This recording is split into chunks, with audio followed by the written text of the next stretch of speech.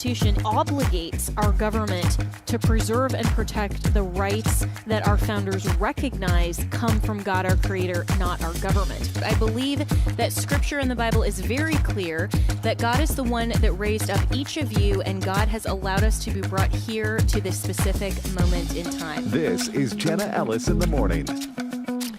Good morning. It is Thursday, November 6th, and the fallout from the sweeping Democrat win on Tuesday is actually causing some people to think about what is really going on in the country and not just rest on our laurels that Trump won a sweeping victory in November of 2024, but looking ahead to saying, okay, there is going to be a post-Trump world, and the Republican Party actually has to stand on something beyond Trump's personality. And Trumpism and Trumpiness and, whatever you want to call it, is all well and good, and it works for Donald Trump, but it's not really going to work for anybody else. And the Republican Party and conservatives in general are going to have to recognize that we have to embed our worldview into the next generation. They're not going to pick it up just by osmosis. And the whole Islamification of the West, really, we need to seriously consider that impact. And the broader scope of this, of course, is the worldview impact. And my good friend Steve Deace posted a really good thread on X that you really need to read that discusses the worldview implications in the outflow of the election and some of his thoughts. So he joins me now to discuss. Good morning, Steve. Hey, good morning, Jenna. How are you doing? I'm in a contemplative mood today. I think that we should contemplate where we are in the state of the world. How about you? I agree. I think people need to understand that to some degree, we are already operating in the post-Trump GOP, and that Trump can never be at the top of a ballot ever again to carry us. And so we're already one step into what's going to come next. And on one hand, Trump can never be at the top of the ballot ever again to define and carry us in an election and define what an election is about and who it's about. And then on the other hand, sadly, and still amazingly, I got to tell you, I still look at my text messages every few days wondering why I haven't gotten a text from Charlie yet. But amazingly and sadly, we also don't have right now anymore the leader that was poised to step into part of that space on defining from a worldview standpoint where we are going to go. Because that human behavior, we have a lot of very smart people. Charlie was one of the smartest. I've met people smarter than Charlie. But you understand how humans work. There's a reason why when you get a group of pastors together, the first question they ask each other is, how many were at your church last week? There's all kinds of really smart people that have modest platforms that could be amazing apostolic level leaders. But the reality is, because of the way human nature works, they're just never going to be noticed. And the combination of Charlie's ability to raise resources, and one thing I think that goes often unsaid about his legacy is he ran the largest, most lucrative nonprofit in the entire MAGA movement, and not even a hint of any financial scandal at all. When you know this as well as anybody, just to stand next to Donald Trump made you a target for prosecution for the last few years, let alone to work with him at the level Charlie did. Not even a hint of scandal. You don't think the Biden IRS went through Charlie's 990 form about 666 times? Because I'm guessing they did. Okay? Nothing at all.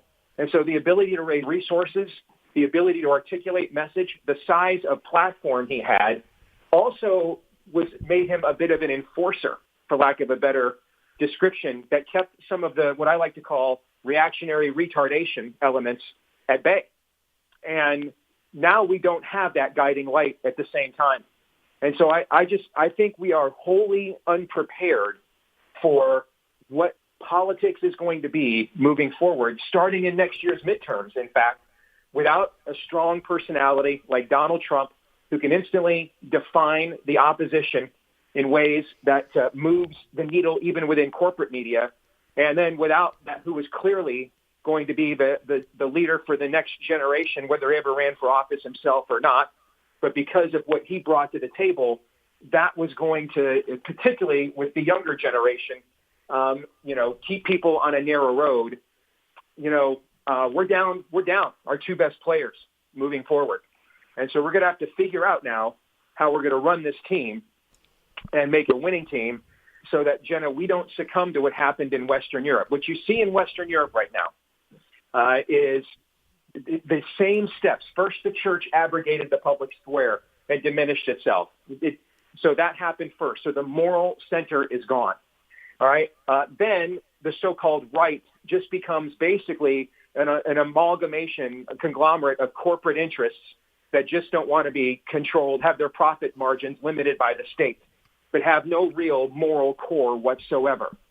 Then what happened is because when the spirit of the age came to bear, and in the end, neither the corporatists and the statists basically had the same moral code and worldview at the core. They then just proved Hegelian's dialectic. The antithesis and the synthesis just joined together to form a new, or the two antitheses just joined together to form a new synthesis. And then that left scores of people without agency politically, and they just became more and more retarded and reactionary to the point that they couldn't win elections anywhere because people just thought they were certifiably nuts. All right? And now they're in a position where they can't vote their way out of anything in Western Europe. If you are a non-communist, Brexit was your last chance. They completely screwed you in the aftermath of that, and you can't get out of it now. And the minimum that they're going to have to do to change what's happening to them is Tiananmen Square, St. Petersburg, or Leningrad level. You go back and look at the protests that toppled the Soviet Union in the early 90s. That level of civil unrest is the minimum they're going to have to do to get their way of life back. And then there may be some things, frankly, we don't want to have to discuss in public they might have to do.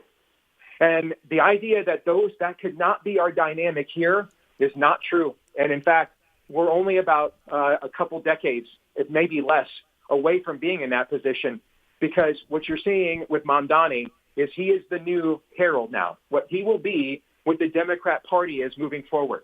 For about 10 minutes early this year, Gavin Newsom tried sanity. Put Charlie on his show, tried going on Fox News. He got absolutely annihilated. So that's over. Okay? So moving forward, Mamdani and the stuff that used to just be hinted about on MSNBC's televised insane asylum is now the mainstream of the Democratic Party. And I think we need to understand that. And sending a bunch of technocratic, soulless, corporatist Republicans up against an evangelistic campaign and crusade, which is what that kind of politics really is. It's a religious, missional. It's an evangelistic effort. We'll get annihilated. If we cannot speak to the soul, we will not win significant elections anymore. And then you'll even see us lose statewide in red states, like there's already Democratic governors in Kansas and Kentucky, and I could see a Democratic governor winning my home state of Iowa next year if we nominate the wrong candidate.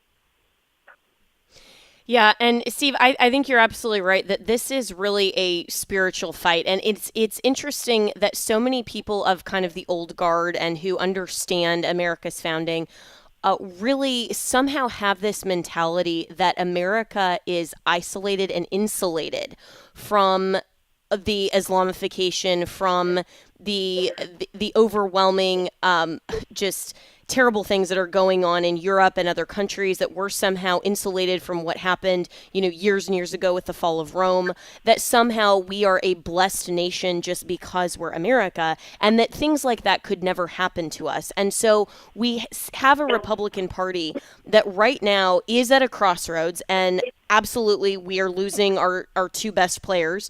And I think that what we saw with the election, where Trump's endorsements really didn't carry as much of weight, and I'm hearing rumors of kind of the lame duck going forward with Trump because he's at his political waning point. And especially right now, if you have a Republican Party that genuinely doesn't want to govern, and that's what I see with the people in Washington, and not just the old guard, but even with those who are coming up, there is this apathy that I think is different generationally. And so it's different reasons, but it's the same problem that if they really wanted to govern, they would remove the filibuster right now. And they would say, we're not letting the minority Democrats just, hamstring us and run out the clock. But they're so scared of doing anything because they would rather actually be in the minority. They're acting like they're in the minority when they have the trifecta and they have all of the tools at their disposal. And so I see this apathy as a form of this just kind of this really bizarre cognitive dissonance of thinking that America somehow isn't going to succumb to all of the evil that we've seen in other countries. We're at the stage now where if you don't have some baseline connection to Christianity and some baseline modicum of a biblical worldview, you're useless. And the reason why is because you won't truly understand what it is we are up against. What you did was just further quantify the lament I opened our conversation with. You pointed to a practical example that fleshed out of what I was theoretically addressing, in that there's too many people, particularly in Washington, with R's after their names, who think that this is just we're still negotiating. And this is like in The Dark Knight Rises when Scarecrow says, this is not a trial. There's no evidence to present here. This is a sentencing. I mean, we're post-argument. All right? We had one guy left who was still willing to go and argue. They shot him in the throat. We're post-debate here. We're post-argument. The time for arguments is at an end to the other side.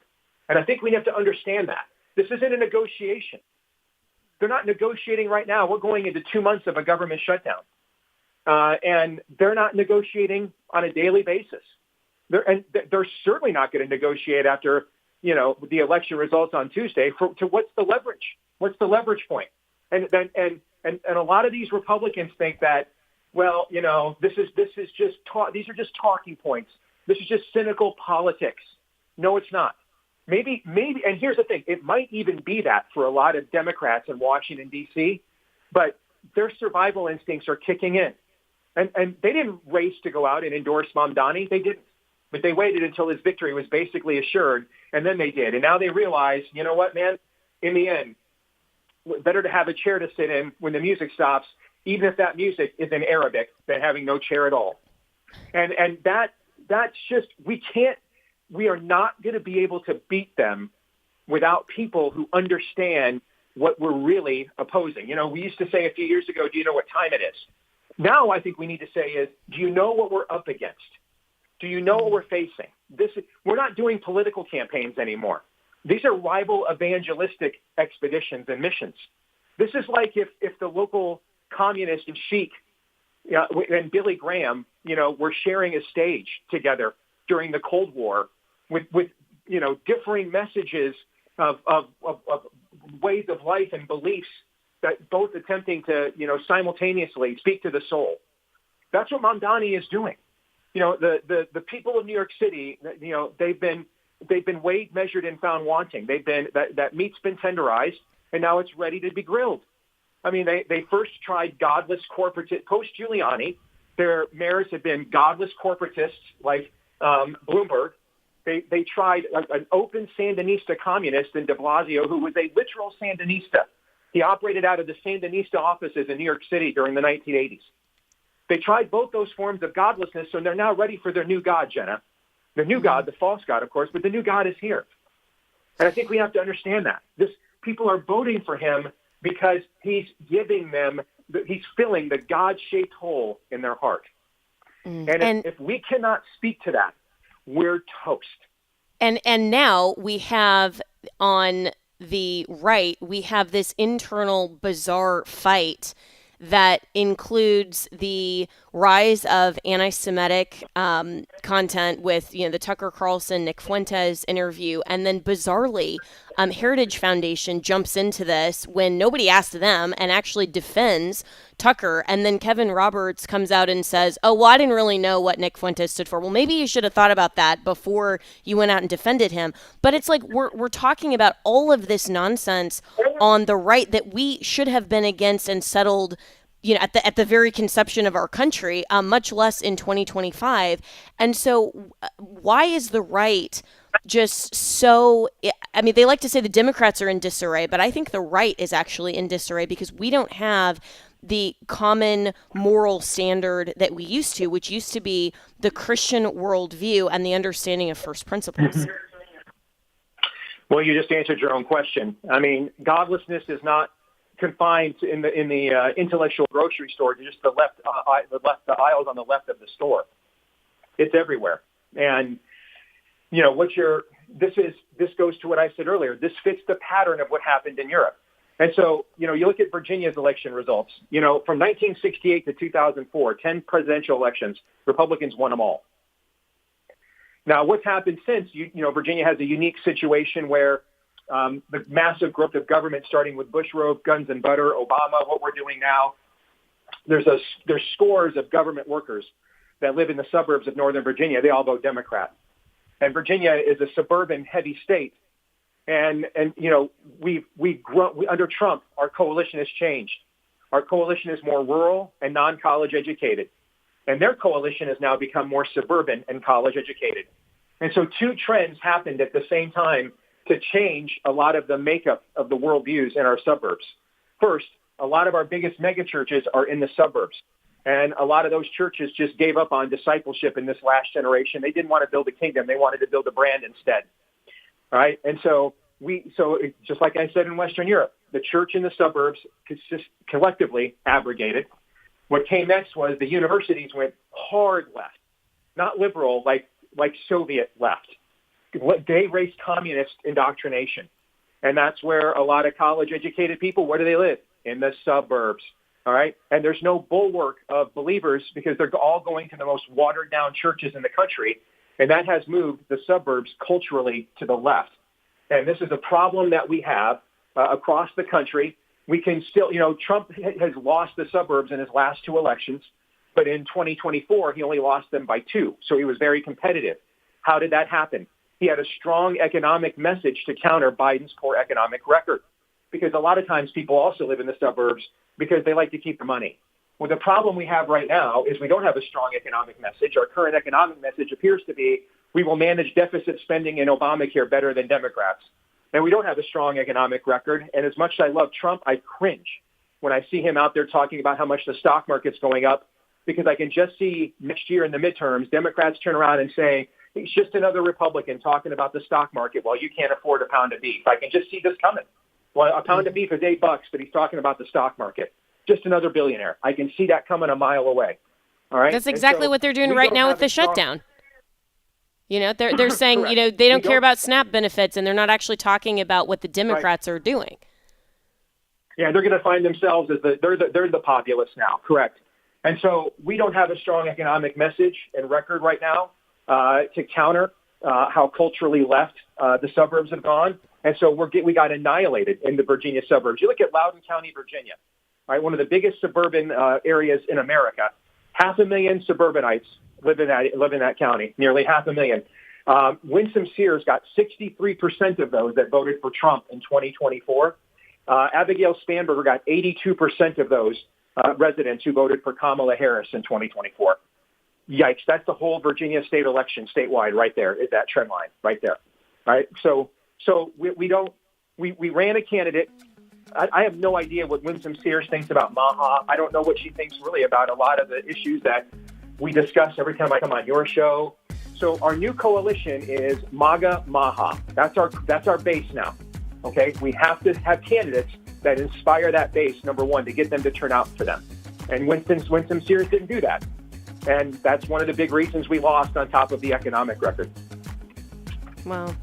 Steve, I appreciate your all of your thoughts, and we need to continue to discuss this because unlike the people who are saying, the Democrats were going to win anyway because, hey, this is New Jersey, this is Virginia, I think that this is more serious than that, and we have to take a much, much closer look at where the Republican Party is and frankly, where it's not headed so that we can make sure that we correct this ship before the midterms. But we'll be right back with more here on Jenna Ellis in the Morning. If you are 65 or older, you know this, inflation is hitting everyone hard right now, especially when it comes to healthcare. Over the last 10 years, healthcare costs have skyrocketed by, get this, 230%. If you have Medicare Parts A and B, you know there are still out-of-pocket expenses like deductibles and co-payments, and they really add up. But here's some good news. MediShare 65 Plus is designed to fill in those gaps and help protect you from rising healthcare costs. At only $99 per month up to age 75, you get peace of mind at a price you can afford. And MediShare is trusted, too. It's been around 30 years. It's not some big impersonal thing. It's a community of people helping each other, business owners, pastors, retirees. People love it. MediShare 65 Plus just makes sense. To learn more, give them a call. They're great to talk to. They'll offer to pray with you each time you call, too. Call now. 833-45-BIBLE. That's 833-45-BIBLE. 833-45-BIBLE. Hello, everyone. I'm Tim Wildman, president of American Family Association and American Family Radio. Hey, 2026 is your year to go with us on one of our Christian Heritage Tours. We've got some dynamite tours lined up for 2026. We're going to Colonial Williamsburg, Jamestown, and Yorktown. We're also going to Washington, D.C., our nation's capital, and we'll see George Washington's Mount Vernon estate while we're there, too. And then we're going to Boston and to Concord and to Lexington, all the history in Boston. We'll also be meeting with a couple of our founding fathers. So it's going to be just a tour unlike any other tour that you've been on. So if you want to go with us, you want to see the pricing, the itinerary, everything, go to wildmangroup.com. WILDMON group.com, wildmangroup.com, and we hope to see you on one of our 2026 tours. Hello, Americans. I'm Todd Starnes. Stand by for news and commentary next. America's mayor is a Muslim. Zohran Mamdani elected in a landslide thanks to a coalition of immigrants and women with assorted piercings and magenta hair.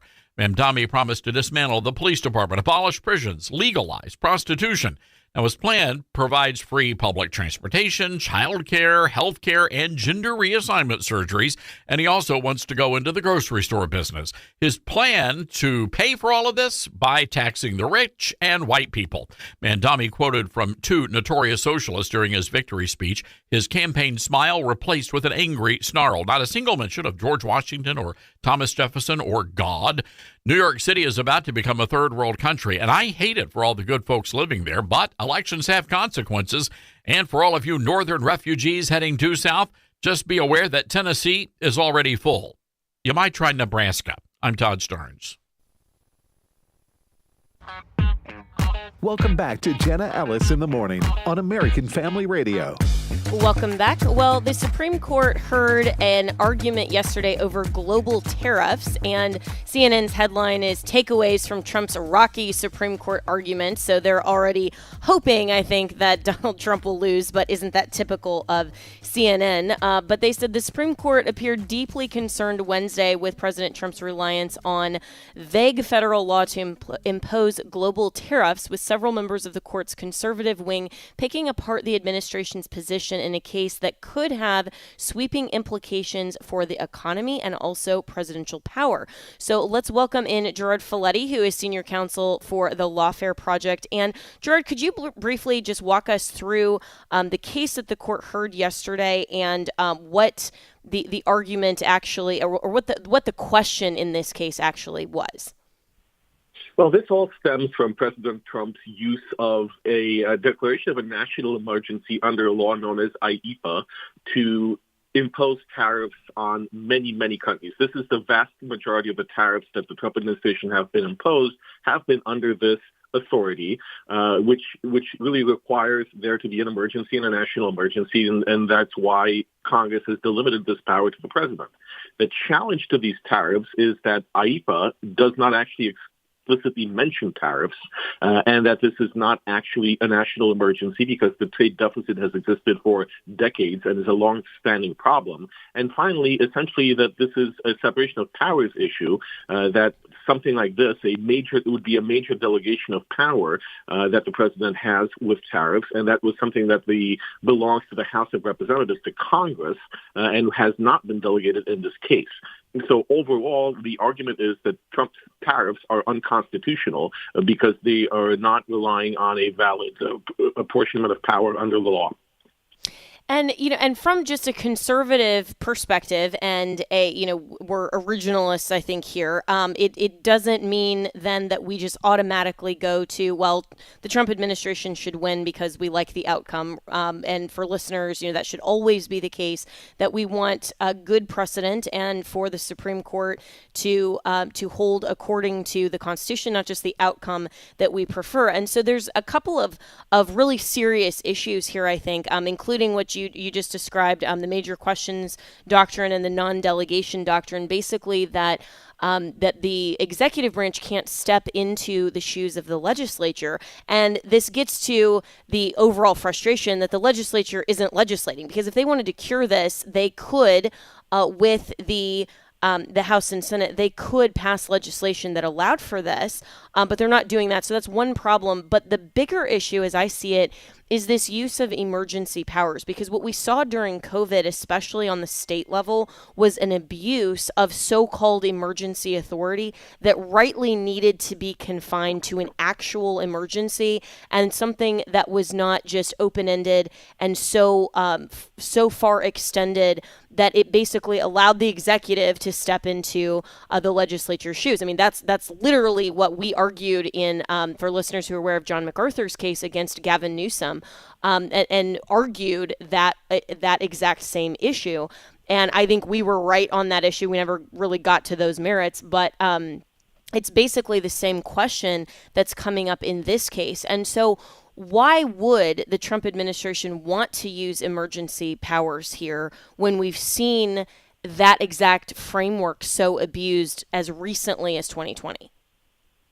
Well, I think that's the problem, that you mentioned two things that are very key to this. One of them is that Congress is not doing its job. And this is not just about the government shutdown. This is a systemic problem that we've seen for many years now, where Congress passes laws that are vague enough to give the executive, the president, wiggle room on how to interpret them and how to actually apply things like emergency powers. So part of it is that Congress does not do its job. It doesn't sit there and think in detail of what powers to give the president or what is needed for the country, even in an emergency. The second part of it is that Trump wants to be able to get an outcome. And going back to the Senate to ratify every treaty, or going to Congress to ask permission, essentially, to impose tariffs when doing so is in the national interest, he wants to read the authority that he has in the broadest possible way, basically to get things done. But this goes back to the problem. We want to do things the right way, because these powers have been abused by other executives, whether it's past presidents or governors, and we want to make sure that the process is followed, because we've seen abuses in the past, not just with COVID, but with all sorts of laws and regulations that were imposed, saying that there are climate emergency or gender emergencies or everything else under the sun. So really, it is a process issue. And while I commend President Trump for wanting to take decisive action, we really do need to be careful that the law is followed. Right. And so as the CNN article mentioned, and, I know that listeners are like, you're quoting CNN. Oh, no. But I think that they rightly point out that even the conservative members of the court were really reticent to accept this argument from the Trump administration. So where do you think the Supreme Court, based on the arguments yesterday, is poised to rule on this? Well, leaving aside CNN's commentary, it's the facts that it points to are actually correct, that there was considerable skepticism even from conservative justices, Chief Justice Roberts. We had very, very probing questions of Justice Gorsuch. Even Amy Coney Barrett had very probing questions about congressional intent and whether or not there was silence on duties and imports and taxes. So I think that the court here will not just narrowly, but pretty decisively say that this is an excess of the authority granted to the president under IEPA and roll back the tariffs. Now, that doesn't mean that Trump won't find another doctrine or another law to apply, but it will force the administration to walk a more careful line going forward. And I'm speaking with Gerard Folletti, who's senior counsel of the Lawfare Project, about the Supreme Court case that was argued yesterday about the presidential tariffs. And if the court rules against the administration, what are the practical consequences? I mean, for example, the existing tariffs that the Trump administration has collected, business planning, importers, and global trade. This has been Trump's preferred economic plan and solution. So what are the practical consequences? Well, the practical consequences, and this came up in the oral arguments as well yesterday, the best way to describe it is that it'll be a mess. Some of these tariffs will need to be rolled back. Why I say some, because not all the tariffs are being challenged in this case. Some tariffs are not being challenged because other courts have ruled that they're appropriate. So first, the government has to see which tariffs need to be stopped or rolled back. Then the question becomes, what happens with all the revenue that's been collected? Refunding it might be a problem because that will create an administrative nightmare for the government. It may be that the Supreme Court, if it addresses this at all, could just kind of condone what's happened to date and not require a rollback, just put this going forward, essentially an injunction. But that's the big question, is what happens to businesses who can't plan and have not been able to plan for the future because they simply don't know what's going on with tariffs. Yeah, that would create an utter mess, but it doesn't mean that the court then should just say, okay, well, just because it'll create a mess, then, conversely, the court would just uphold the administration's argument because of the precedent that it might set, as we've discussed. And so this is a mess, but it's also going to, I think, have a large impact on the midterms because this case, of course, will be ruled on before the end of the term next summer. And it's obvious that this is Trump's chosen economic intervention to try to improve things. And he's trying to get things done as much as he can through executive order, because really we saw among with what happened with DOGE and what's even happening right now with the budget arguments and everything moving forward, that really there's no zeal at all among either side in Washington to actually reduce spending or deal with our economic problems in any other fashion. So could this potentially have a major political impact on the midterms if this is the case that Trump loses? I think it will have a major impact, and the extent of that impact depends on how both parties play it. We've already heard that Trump is considering having a convention next year, an off year, so to speak, because conventions are usually held only in presidential elections, but a convention next year to amp up support for Congress candidates and Senate candidates, which would be a unique opportunity for him to argue, look, the Supreme Court struck this down. I'm having to do everything by executive order because I don't have a Congress that will work with me. Vote for more Republicans. Flip side is Democrats will use the same arguments. We need Democrats in office because Trump is ruling by fiat and by executive order, and that's not appropriate. So this will become an example of why people need to get out to vote, and both parties will be using this for housing support for their candidates. Yeah, and it's going to be very interesting with all of these things kind of converging, and we're also seeing how the government shutdown is going on, several months now, and whether or not that resolves before Thanksgiving, the holiday travel, and how much of this Republicans are going to actually be able, optics-wise, to correctly pin on the Democrats when they're frankly, I think they're winning the shutdown battle because the Congress and the Republicans just simply don't want to utilize power. And I was talking about this in the first segment. We've been talking about this kind of throughout the government shutdown, is that it seems like Congress, one of the main problems in this issue as well, just do not want to do their job. They don't want to actually govern. And that is a problem overall with the Republican Party, and why Trump signed, several hundred executive orders on his first day. But for the last year, we have been, screaming from the rooftops that Congress needs to step in and legislate on these things so that we don't get to a Supreme Court argument like this. and so that we don't get to some of these other problems that are going to continue to arise. And so, are there other issues maybe on the horizon, Jared Folletti, that may either are poised to be argued at a lower court of the Supreme Court, or may be challenged if Congress doesn't actually follow through and some of these executive orders that Trump has signed?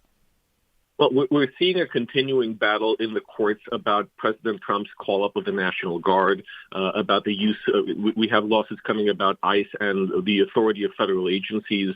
We have lawsuits that are pending about deportation and free speech.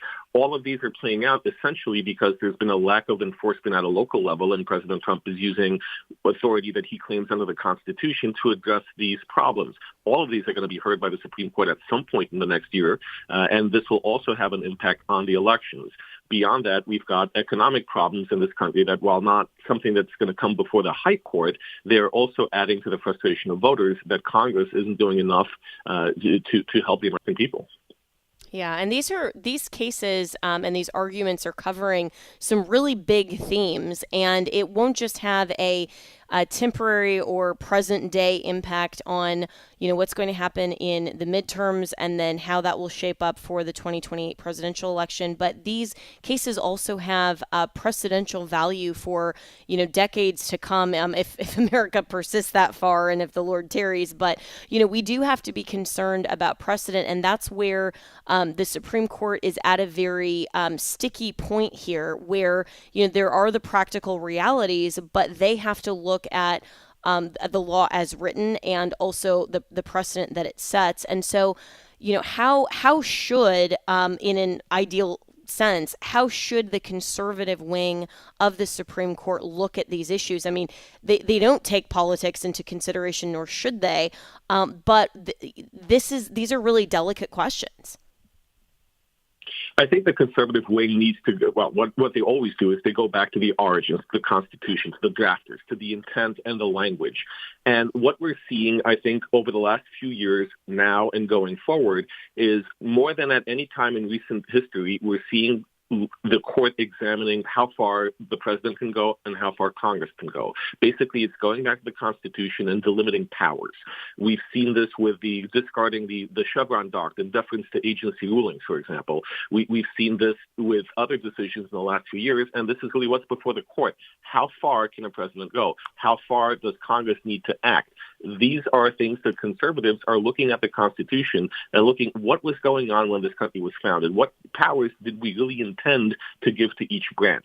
And this is an opportunity for this to be refined and reinforced so that going forward, no matter who's in office, we are all protected by the same law.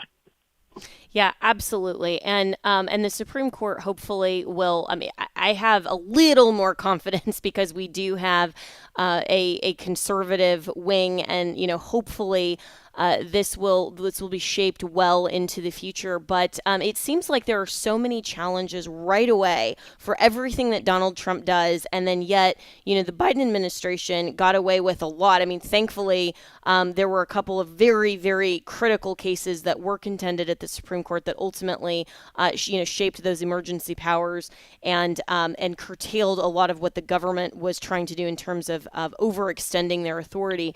But do you anticipate that with now Mamdani and a lot of what his policy view is in New York City, if he actually tries to carry out some of these things, like, some of them really wild suggestions, like, the government going and seizing private property, like these vacation homes, to ensure that all of the homeless have a place to stay, and, redistributing wealth and property on that scale. I mean, obviously, completely antithetical to law and policy in this country.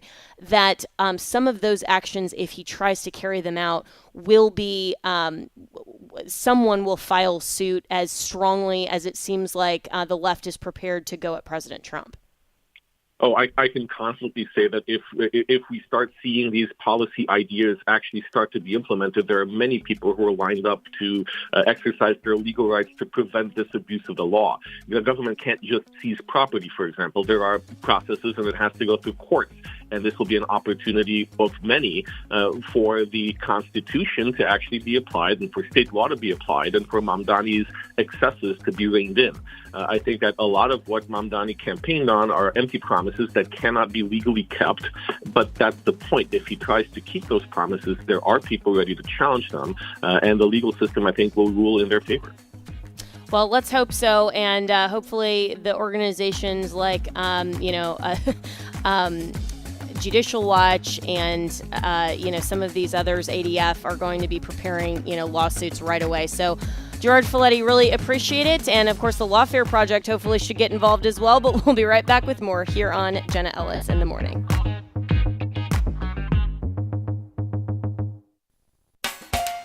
From beginning to end, God's Word is the true story of a king and his kingdom. There are other kings along the way, and whether good or bad, each earthly king points us to the King of Kings. I'm David Wolin. Join me along with storyteller and author Bob Hartman for a new Haven Today series called The King and His Kingdom. Haven Today, weekday mornings at 4:30 Central on American Family Radio. Listen online at afr.net.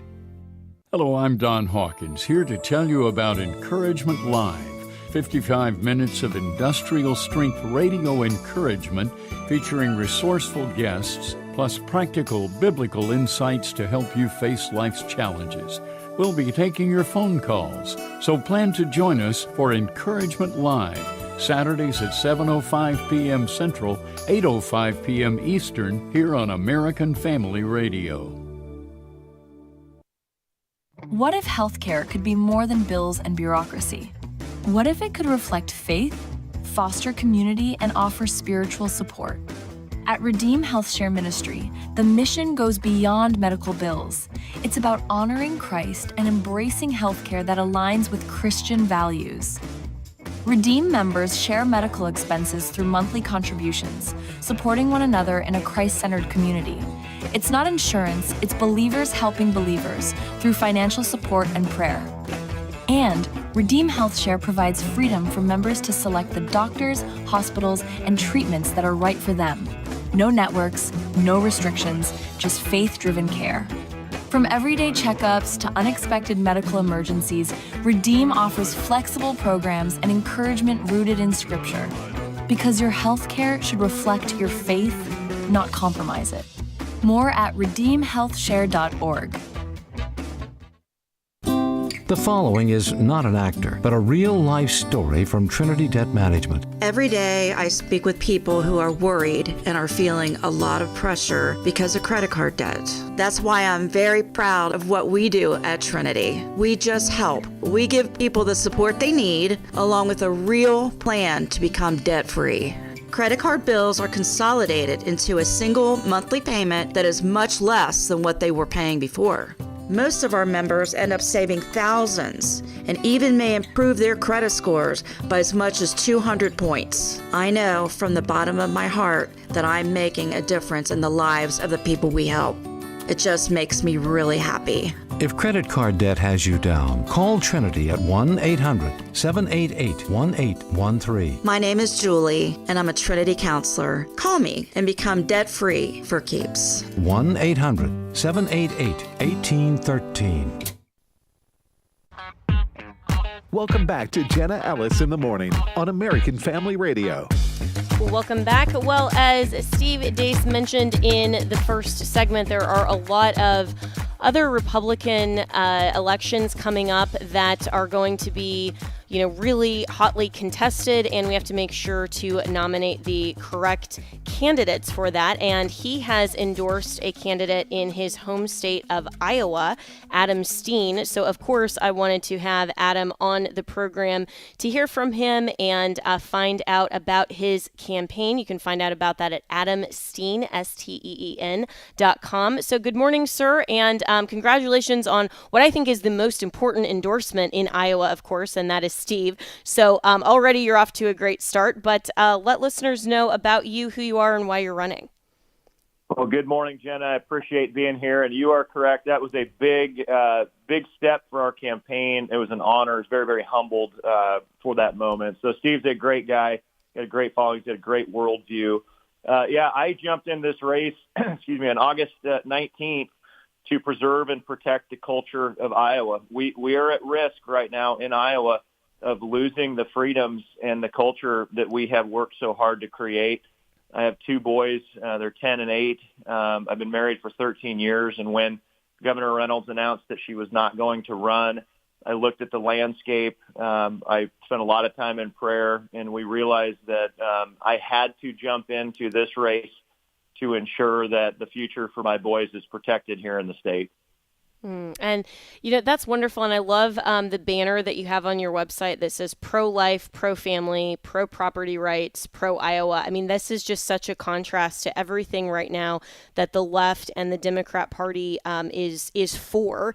They are basically anti-life, anti-family, anti-property rights. And so we could say maybe, anti any of the states and the governors and the leaders that should be in office. And so in each of these, let's kind of break this down in terms of, pro-life and pro-family, where you stand and what you think the position of the governor, how you're going to protect those rights. Yeah, so Governor Reynolds signed a heartbeat bill, which is a 6-week abortion ban. I am life at conception, so I think 6 weeks is fine. But we need to move further, and we need to protect life at conception. So that's, kind of full stop on that. But then from a family perspective, I believe fully that the government has infiltrated our lives, that families, churches have abdicated their responsibility, and the government has stepped in, and people are far too reliant on the government for help. That's not how we were created. That's not why we exist as human beings.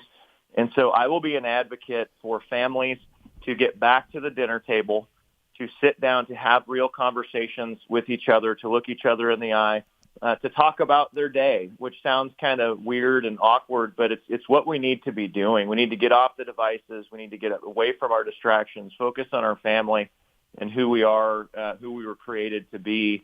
And then I'm going to be calling for the local church to rise up and start to take back the responsibility of their, not just their parishioners, but their communities as well. The local church has sat back. The local church right now, with SNAP benefits being, not available, the local church needs to get their communities up and going and to fund food banks and to help people find food rather than waiting for the government to reopen and waiting for the government to help them out. We've sat back too long. Government has creeped in, and I'll tell you, the Democrats are taking full advantage of that, and we've got to stop that through and through. Yeah, I could not agree more with how the church used to be and biblically is supposed to be the one that cares for their immediate community. And this is the definition of the local church. And when we have abdicated responsibility of the family and also what the church should be doing to the government is not equipped for that. It's just not. I mean, this is why in the separation of powers that God himself ordained, government is not vested with parenting and, raising children and that responsibility, nor can it do the functions of the local church. And in a better view of government, the civil government should be less and less, and that's a conservative principle and value. And so, I love that worldview perspective, Adam Steen, because it rightfully, I think, puts government in its proper place and proper role. Correct. You're exactly right. One of the things I believe was attractive for the endorsement for Steve Deace was for 5 years, I have been operating the state. So I was in charge of administrative services for the state of Iowa for 5 years. So I was in the belly of the beast, running and operating the state, working with every single agency inside the state of Iowa's government. And to your point, we are not equipped to do what we are trying to do as a government authority. That number one, we're not equipped to do it operationally, but number two, that's not what we're supposed to do. The government exists to punish evil and condone good. That's it. And we have just let the government overreach and invade every area of our life. And again, operationally, we can't do it because we don't know what we're doing. We screw everything up on a regular basis. And then families sort of sit back and hope that the government can step in and help. And it will never happen because it's not what it's designed to do. Yeah, absolutely. And so how do you see the interplay between state and the federal government? Because, I think those lines have also been very blurred, that the states are too reliant on the federal government. And, my home state governor, Ron DeSantis, has been, such an excellent example of what states should do. Kim Reynolds, of course, who's been the governor of Iowa, has been an excellent governor there. I mean, there are just a handful of great conservative governors that we can point to. How do you see your administration fitting into that legacy, and how do you want to take that forward?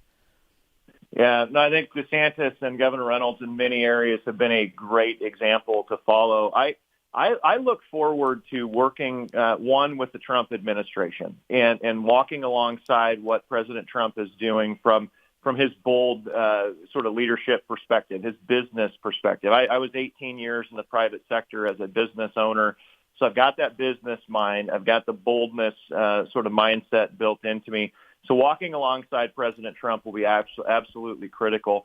But then also there's some things that have come down from the federal government that have been very eye-opening from my perspective as I was operating a state. One was some federal grants were removed from two entities that I oversaw, the State Historical Society and the State Library. And I worked with those entities, and they said, well, we're not going to be able to operate without these federal grants. I said, well, go back, turn the screws on the agency, sharpen your pencils. Then they came back and they said, well, actually, we didn't need these federal grants. We could just remove these subscriptions. We can cut waste here.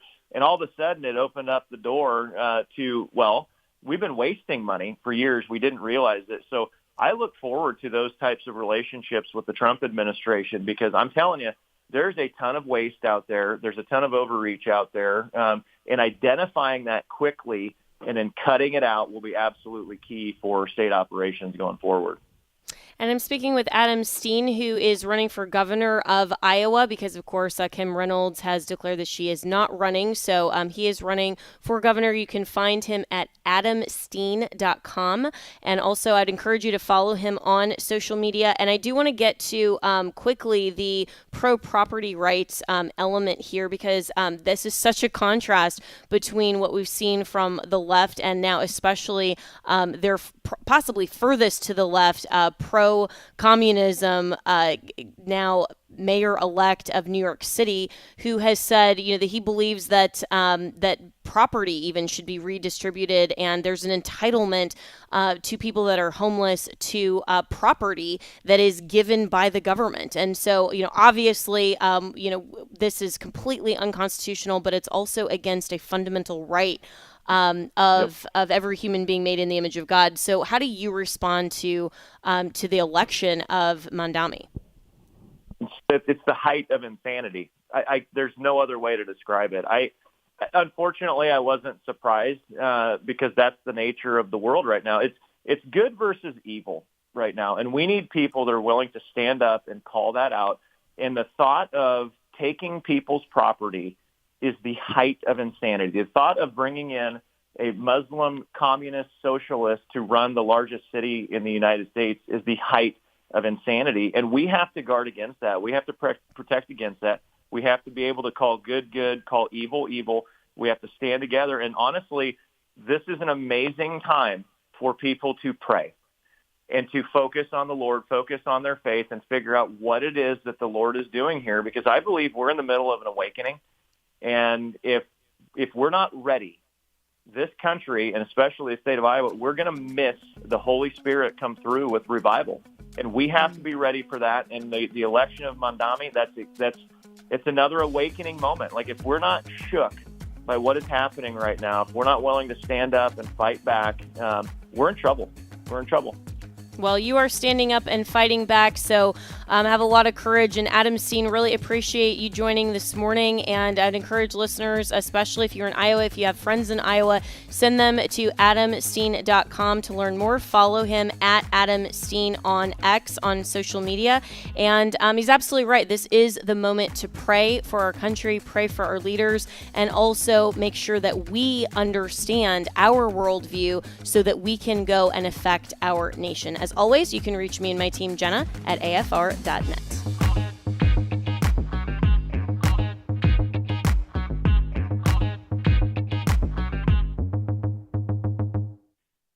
The views and opinions expressed in this broadcast may not necessarily reflect those of the American Family Association or American Family